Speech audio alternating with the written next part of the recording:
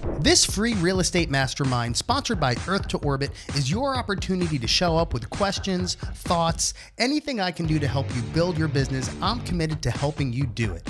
Show up Tuesdays at 11 a.m. Central at zoomwithrob.com to learn guaranteed, proven, and repeatable methods that will help you grow your business and your income. Register at zoomwithrob.com and I'll see you there. To learn more about Earth to Orbit, visit earthtoorbittraining.com. Welcome to the Earth to Orbit Real Estate Mastermind. All right. Welcome to another episode of the Earth to Orbit Mastermind. Matt just sharing the good news. He's about to cap for the first time ever. So congratulations, Matt. Well done. Who else had a win from their business over the previous week? Brian, give us something. I know you're busy over there. Just plugging away. Nothing has come up yet. I mean, I've taken on a couple of new clients. They're rentals, but they're moving into purchasing. So nice. But nothing has hit the ink on the paper yet. All right. Still exercising consistency, which is for sure the most important thing. And rentals typically will turn into purchases if you do it right. Oh, hello. Hello there. Helping? Hi. Today? Hi. Yeah, she had to be home today. She's got ear infections. Oh.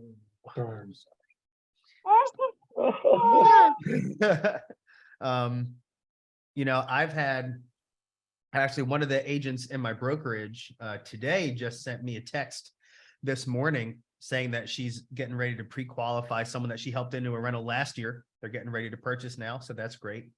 I've had numerous rental clients turn into purchases. I've even had a rental client that hasn't purchased. I worked with them like 3 years ago, but they've sent me 3 purchase referrals since then. And they were all quite large purchases. So I want to say they've referred about $75,000 in commissions worth of transactions to me. And you know, I think eventually when your business is booming, you're closing 3, 4, 5 deals a month, you may get to a time where you say, I don't really work with rentals, and that's fine. If you're not at that point, I would say, you know, don't say no to anything because you never know what it's going to turn into. So Brian, I think that's still good, buddy, because you can nurture that client, get their referrals, get them to purchase later. That's awesome. Good. Any other wins before we move on? I have one that is not necessarily a win, but I put some signs on my car and it has led to some questions about real estate. So it's not a huge win, but I think it makes me more visible. Definitely. I mean, y'all have seen my car, so you know that gets a lot of questions all the time. And I have agents in my brokerage. A lot of my agents in my brokerage, you know, they can't do the car wrap yet, but they do have magnets, really beautiful looking magnets. And I've had agents that like are at the gas station and they pick up a client because someone sees their car. You know, the cool thing is people like talking about real estate. I was at a restaurant Friday and, you know, I'm a regular there. I was talking to the manager and he was talking about his house. And I asked where he lives. He said this, he told me the name of the community. He said, you know that community? I said, oh, remember I own a real estate company. So I know every community anywhere. And he just wound up picking my brain for a while. Of course, I asked him the question, who do you know? Right. He didn't happen to know anyone, but I just got on his radar. People love talking about real estate. So Larry, I'd say that's a great move. You took initiative to get some more exposure out there. So well done, buddy. That's awesome. That's awesome. I had some good wins. One of my clients, very interesting situation. Well, I've never had this happen before. One of my clients, we've been under contract on a new build for like a year. And so it's like a $1.15 million new build. And when we got under contract, interest rates were at like 3.5% and it was no issue. Well, over the course of going under contract, you know, interest rates have like doubled. And all of a sudden, he recently went from being qualified to unqualified, which is crazy, right? And the builder, because he's been under contract so long, says they're going to keep his $100,000 earnest money if he can't figure it out. Jacked up, right? Yeah, I know. Now, fortunately, I have an outstanding local lending partner here, and he is has a lot of ingenuity. He has a lot of knowledge on how to move things around. So he formed the lender said, you know, he was using the builder's lender for the incentives, but the builder's lender said, hey, we can't qualify you. So, you know, you should try to seek outside lending. So fortunately, I'm pretty sure my guy is going to be able to make it work by using some creative things. And I think what he's going to do, because he needs a jumbo loan, I think what he's going to do to make the debt to income work, because jumbo loans have their own intricacies. So what he's going to do is he's going to do 2 loans. He's going to do and neither of them are jumbo. He's doing a first position and a second position. And so in doing so, my client's cash to close is actually going to be less. He'll probably get some of that 100,000 earnest money back at closing, and we should be able to close the deal. So I'm hoping that works out. And then I had another win with a listing that's going to be ready in about a week. The clients are I saw this house like 5-6 weeks ago, and I figured it was going to be like 3 to 4 months, and they've just been moving super fast. And I went over there last week, and it's pretty much ready to go. So we're just around the corner from pictures and listing the property. Beautiful house, pretty much right down the road. They're repeat clients, so that should be pretty fantastic. And on the Earth to Orbit front, having some big wins. I'm talking to some really prominent real estate schools that are interested in licensing Earth to Orbit for their agents. Because as you guys and gals know, when you get your license, you don't learn how to do any of this stuff, which is why you're here. And so I'm really excited for that, because of course my mission is to just help as many agents as we can. So I'm really excited about that. Okay, let's get started. I always have content I can speak about, but of course, first and foremost, what I want to know is, do you have a question, anything you want to work on, mindset, transaction, business structure, LLC, corporate, like anything like that, that can really help you move the needle in the right direction? I have a question. Yeah, Larry. I don't know how to go about accessing Jot form and autopilot. I would like to know how to do that. Gotcha. I think it'd be useful to me. It would be. And yeah, Brian actually just got in there. We're finishing his setup today. So the reason is, Larry, we did some beta testing and figured out there were some kinks, but we worked them out. And my marketing director is, like, as we speak, working on the new website and all of the details for it.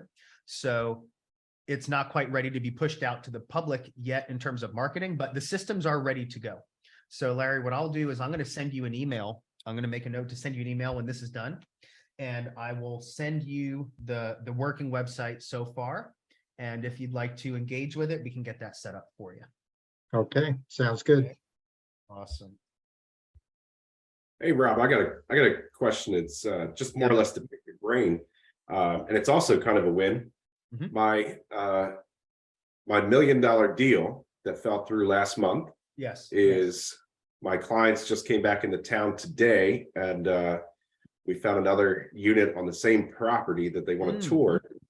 But they also saw that the price dropped on the unit that we were under contract for, almost to about where they wanted to be to begin with all the negotiations. Huh. So now they want to go back in and rebid on this property. We still have EMD held by the attorney, so it's all set. Everything's pretty much done. But now they want to go in 10,000 under what they're currently asking. Do you have any recommendations on what you think you would do, or how you would talk to your client about that?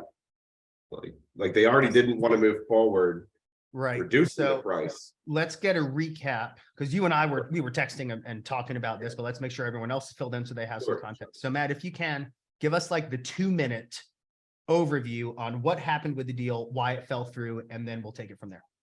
Sure. So we were under contract to purchase, pending a Sequoia or resale certificate for Delaware for condos. During the review of their Sequoia packet, or the information of the condo association, they found out that there was a $1.1 million deficit in the condo association reserve fund for any capital repairs. So they asked the seller to either credit the $22,000, which would be their portion if they were to get a special assessment, or to put $25,000 in reserves in a escrow account for a year. The seller decided not to do either one, and we withdrew the contract. So now Now, what was the original contract price that you were under? 985, I think it was, And what was the list price at the time? 995. Okay. So now they've just dropped the price to 975. My clients saw it on the MLS. And so they asked me to rebid at 965, and then also that the seller would be responsible for any special assessment between now and December 31st. So they were under contract at 985 Correct. at an asking price of 995. Correct. The price dropped to 975. Correct. Now they want to go in at 965. So again, 10,000 under asking. Mhm. And they want to propose the same terms that the seller was not willing to do. Essentially. Okay. What do they love about this property so much? Location The is location. the biggest thing. Location, the view, it's right on the water. So on the balcony, of course, it's right on the river. It's private, it's a secured location. Hmm. So that's their biggest thing. And how important is that location to them in terms of like their boxes they need to check? So it's not necessarily the importance, it's the only area that's on the water at their price point in the luxury market for our state. Okay, so really that specific area is really the only option they have to get what they want. Right. How bad do they want it? Bad enough. Okay. So how would you rate on a scale of 1 to 10, 1 being like totally reasonable, 10 being completely unreasonable? Where would you rate them? I'd say a 7. Oh, okay. All right. Yeah, I'd say a 7 because I feel like, I'm trying to protect the buyer. Obviously, that's my job, Yes. right? They're my client, Yes. but we already know that they dropped their price 20,000, Right. which is what they wanted to begin with. Yeah. But Okay. they got one piece that they wanted. Right. So I feel like if we went in, I can understand going at 965. I can understand that. But to still incorporate that special assessment. Yeah. Yeah. So first of all, I'll preface this with saying has anyone here had an unreasonable client before or relatively unreasonable clients? I know I have. Yeah. And if you're in the industry long enough, you certainly will. I'll preface this by saying there's only so far you can reason with unreasonable people. Mhm. One line I like to use is that, as your agent, especially for buyers, my job is to number one, advise you based on my experience and expertise and obey your wishes. And of course, my job is to get you the best deal on the house that you want. Now, my job is also to get you the house that you want. And so when it comes to offer structure, again, you're completely in the driver's seat. And remember, gang, that we never use the word but, and we never use the word however, or that being said. We never want to use contradictory language. Because what happens is whatever you say, anyone watch Game of Thrones? Anyone? Great show. There's a line where one of the characters says, Father used to tell us everything before the word but is bullshit. Okay. Uberth, bleep that out on the replay because that can't be cursing on YouTube. But you never want to use contradictory language because it sends the message that I disagree with you. So if you were to say to your clients, now I completely understand and I'll do whatever you want, but immediately they get on the defense. Matt disagrees with me. Rob disagrees with me. So using the words but, however, that being said, what we want to do, you can use the word and, or you can just not use any type of like conjunction and just keep talking. So I'd say, of course, my job is to advise you on my experience and expertise and obey your wishes.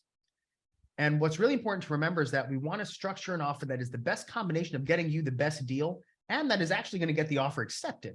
Because I'm assuming if you want me to make this offer, you do want us to eventually reach a point of mutual agreement. Yes? Right. So here's what we know. We know the property was listed at 985 and they accepted or 995 and they accepted your offer of 985. So they were willing to accept 10 less than asking. They were not willing to do a $22,000 escrow. Property. So you were content at $985 with a $20,000 escrow. Yes? Or am I right? And get them to agree with you. You must ask them that question so that they acknowledge that, yes, we were agreeable with those terms. And I would say now they dropped the price. And again, you would like me to make an offer at another 10 under asking. And again, the same terms they were not agreeable to. Is that right? Yes. Okay, just want to make sure I understand. Now, I can remember, we handle objection. First thing we do is what? Handling objection, the first thing we do is? Agree. Correct, agree and empathize. Agree and empathize always. And I completely understand why you want that offer structure, because you want to get the best deal. And I wonder if it might be more advantageous to think of a different structure. And I say that because we're essentially making the same offer we made last time, which was a hard no. Now, of course, I will ask anything you want. There's no harm in asking.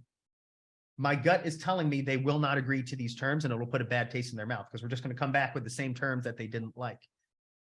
You were agreeable to $985 with a $20,000 escrow. What if we did $975 with a $10,000 escrow? That ultimately is the same. End of the day, it's pretty similar. Yeah. 985 minus 20,000, 975 minus 10,000. What we could do is even go 975. I could try to work in 10K in concessions and a 10K escrow, that you actually get that money in your pocket. And that might be a good idea, Matt, because if you go in at 975 with a $10,000 escrow, you know, $10,000 off of a financed amount it's a few dollars a month. So going in at asking price with 10,000 in concessions plus a $10,000 escrow is ultimately getting them the same exact terms, in my opinion, that they asked for before. 985, $20,000 escrow, 975 with 10,000 in concessions and $10,000 escrow. Mhm. So That's still really asking the sellers to accept an offer for 20 grand less. Now, I would recommend, you know, the escrow is like, hey, if you said they want the escrow through December and you emphasize to the listing agent, hey, your sellers might get this back.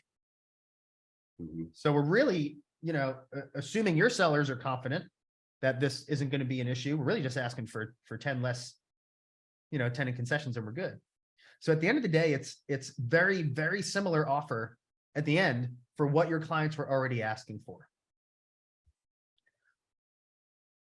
And that I would frame it as, I think that type of offer structure is still at the end of the day going to get you pretty much exactly what you were willing and happy to accept initially. And knowing that this property checks all of your boxes and is really kind of the only area that we're going to be able to find something for you, I would recommend that type of offer structure. And if they're not willing to accept that, it's at least a better starting point than really proposing the same exact terms, which we know they weren't agreeable to. See how they respond from that. Okay. If they say, hey, Matt, nope, I appreciate it, but we want to do the offer structure we asked you, go ahead and write it up. You never know. I will tell you, my gut once in a while is wrong.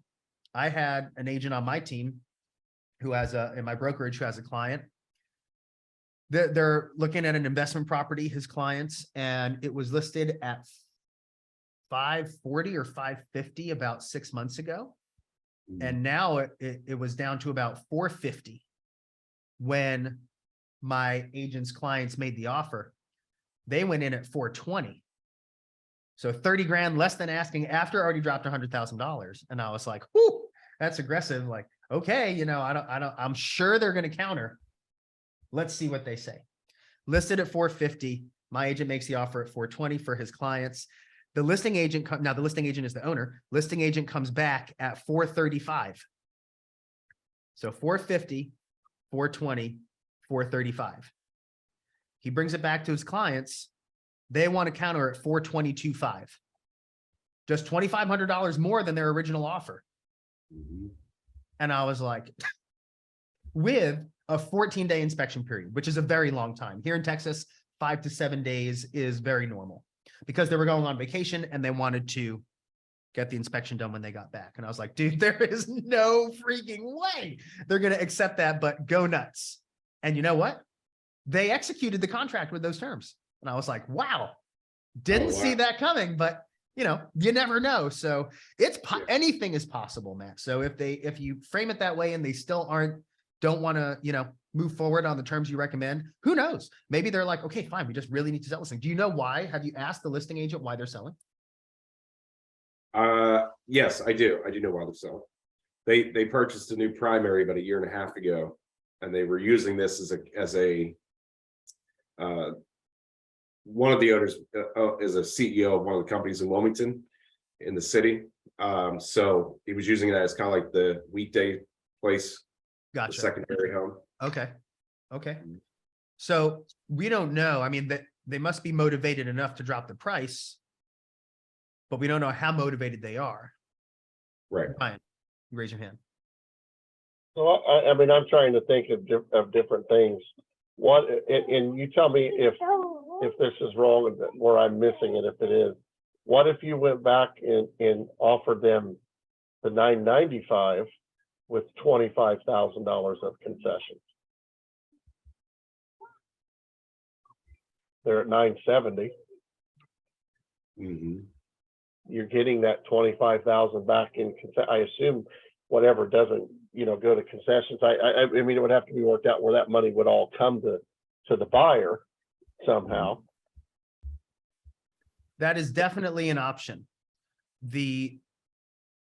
Matt, how do you feel about, I mean, was the $995 price according to your CMA, like you think it would appraise for that? Oh yeah, I mean they're selling in there well over $1 million. So and it's the penthouse, so it's the larger of the units. Mm-hmm. There's a smaller unit, slightly smaller unit, you know, currently on the market for 1.35. Mm-hmm. So I think that it's aggressively priced. They priced it when I talked to the agent more or less because they don't want to make repairs or anything. So they just want a clean, smooth transaction. So motivation's there, I believe. I'm just trying to think, is it, you know, I like what Brian said. That's another way, because my buyers are cash. They're not a finance, you know, they're cash. Yeah, they're a cash buyer. Okay. Well, then concessions are pretty irrelevant. Right. Because the only closing costs they're going to have are, you know, a little bit of escrow fees. Mm-hmm. Well, so that's a game changer. Yeah. That's a game changer. So, you know, for cash buyers, concessions aren't really prudent. And so in that instance, you know, if they were financing, Brian, your suggestion would certainly be worth considering. Sometimes appraisers will still hold a lot of value to the contract price. So that could get dicey if the appraisal doesn't work out. But if it's cash, I cannot imagine Matt's buyers being okay with paying 20 grand over asking. So even my suggestion, and I should have asked about financing, even my suggestion wouldn't be good for 10,000 in concessions because they're paying cash. So then what I would recommend is an asking price offer with 20,000 in escrow, or the 22,000, and tell them, look, if you were willing to do 985, with 20,000 in escrow, just in case, you'd be getting the property at $10,000 under what you wanted. Right. And an asking price offer with 20,000, they still may not do it, but it still sends a better message. Yeah. And you could also do what they're asking and let them counter. Yeah. Okay, we'll try it out. Yeah. I'm surprised that I think the listing agent or the seller thought that it was going to fly off the shelf, but it's a niche market. It's a condo to begin with, and that's a niche market to be, you know, in itself. And then you're in the luxury range, so you narrow down your buyers. And Delaware's a small state. I mean, yes, an out-of-state buyer could absolutely buy. We know that, but you know, here $1 million condo It's not on the beach. It's not, I mean, you're almost an hour and 40 minutes from the beach at this location. So you're not, I don't see it doesn't have a ton of buyers ready to just pull it off the shelf. Yeah. You know what I mean? So Yeah. I think that's what they intended, was to withdraw the whole deal and it would sell. And now it hasn't. So it's been almost a month, and they just dropped the price yesterday. Of course, Okay. my buyer sees it. That's kind of where we're at. Yeah. So, All right. My recommendation would be asking price with the escrow. okay. Let's see if we can lock it down, especially at 100%. Yeah. Yes. Let's go. That would be awesome. Good deal. All right. Does anyone else have anything before we roll? Hey, Rob. Hey, Edith. Hi. I just wanted to share what I think was a win. Do it. And Let's hear it. I think what it demonstrates is the value and the benefits of staying in contact with your clients. Mhm. I received a phone call on Friday from one of my clients that I had worked with, I don't know, 3-4 years ago. And they settled on their new construction at least a year ago. But Mhm. at any rate, in her community, there have been some changes, or the model homes were going on the market, that type thing.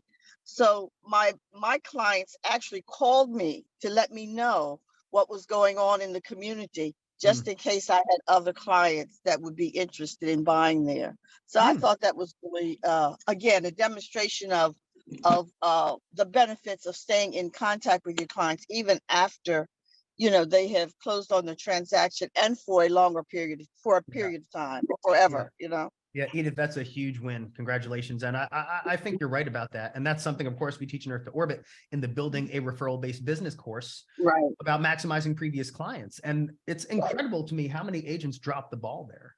They are going to be your best referral source. Always going to be your best referral source. And staying in touch with previous clients is a long, like forever game, because statistically they might not need your services again for 5 to 7 years, 10 years, maybe more, if they're in their forever home until they downsize. And they still might have more referrals for you, but so many agents just think, well, I'm not going to get anything from them now because I just closed them, so I'm going to forget about them. And that is not the way to do it.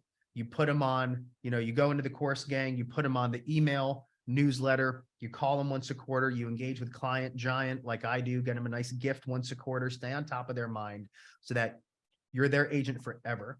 That is the message you want to send. You got a CPA, you got a dentist, you got a doctor, you got a primary care, you got a realtor, and I am your realtor forever.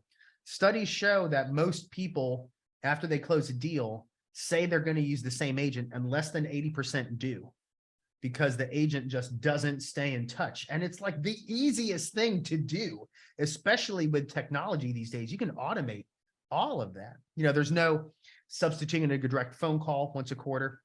But it's really easy to do. So awesome. All right, gang, good session today. Those of you that are going to be on Sean's call Tuesday at 2 o'clock, I'll see you then. And everyone else, have a wonderful income reducing week. And I'll see you next week for another episode.